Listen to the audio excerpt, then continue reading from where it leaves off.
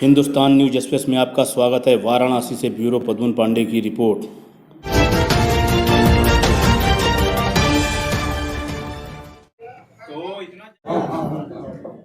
क्वायर board के सचिव हैं।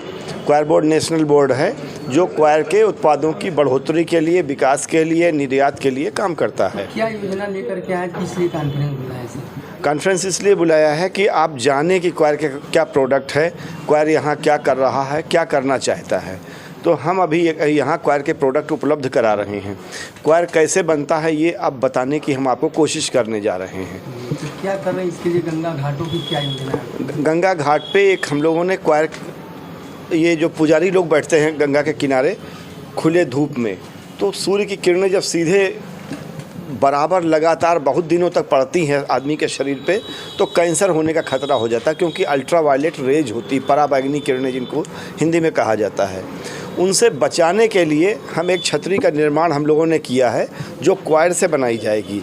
क्वायर में ये ख़ास बात है कि ये नेचुरल फाइबर होने की वजह से उन किरणों को रोक लेगा। तो जो वहाँ पे पंडित जी बैठ के पूजा करते हैं या जो जजमान वहाँ बैठ के पूजा कराते हैं, उनकी खाल तक वो सूर्य की किरणें लगातार ज़्यादा देर तक नहीं पड़ेंगी, उससे कैंसर होने का खतरा बचेगा। उनको निःशुल्क दिया जाएगा या उनको निःशुल्क दिया जाएगा शुरुआत में, ताकि लोग जाने उसके पदार्थ के बारे में। चेयरमैन जी आपके साथ हैं जी, तो आप लोग राम सेतु से भी जुड़े थे। चेयरमैन साहब का वो व्यक्तिगत जीवन की बात है, राजनीतिक जीवन की बात है। हम सरकारी अधिकारी हैं तो सरकारी बात करेंगे। जी, ये काशी में बहुत ज़्यादा तादाद में नारियल बिकते हैं जी, तो उसको पीने के बाद लोग फेंक देते हैं, क्या जी, इसको भी हाँ लिया जाएगा? हाँ, बिल्कुल। उसके लिए एक हम लोगों ने एक मशीन बनाई है, उसमें वो नारियल पीने के बाद जो आप फेंक देते हैं उसको उसमें डालेंगे तो उससे एक रेशा निकलेगा जिसको क्वायर कहते हैं, नारियल का रेशा। उससे प्रोडक्ट बनेंगे, डोरमैट, रस्सी, कारपेट, कालीन, गद्दे,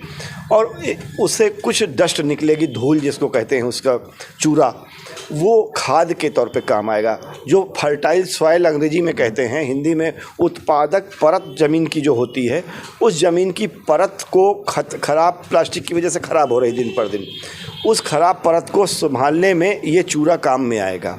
यही वजह है कि कोविड के बावजूद हमारा उत्पाद 20% एक्सपोर्ट बढ़ रहा है, विदेशों में मांग बढ़ रही है। यहाँ पे हम लोग सस्ते की तलाश में रहते हैं, इसलिए प्लास्टिक की चीज़ें उपयोग करते हैं।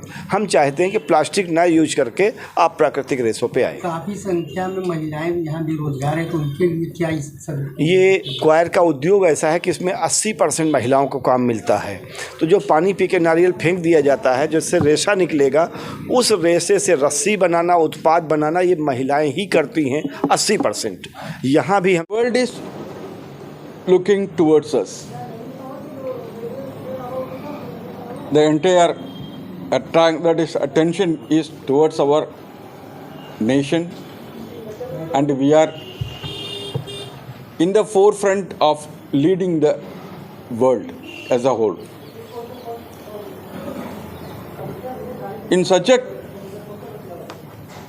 juncture, our Honorable Prime Minister Shri Narendra Modi ji has organized the Tamil Sangamam. This is connecting Kashi and Rameshwaram. It is in the north and the south, without having any hindrance. So, in this juncture, Kaya Board extends its we are extending our thanks, we are extending our well-wishing of his able leadership, and we want to have his guidance throughout our process in the Kaya Board as well as on behalf of Kaya Board. I honor our Honorable Prime Minister on behalf of Kaya Board and on behalf of Ministry of MSME also, Micro, Small and Medium Scale Industries also. So on behalf of this Tamil Sangamam has been organized on many pretexts to attract the students workers, and all walks of people, those who are throughout the nation,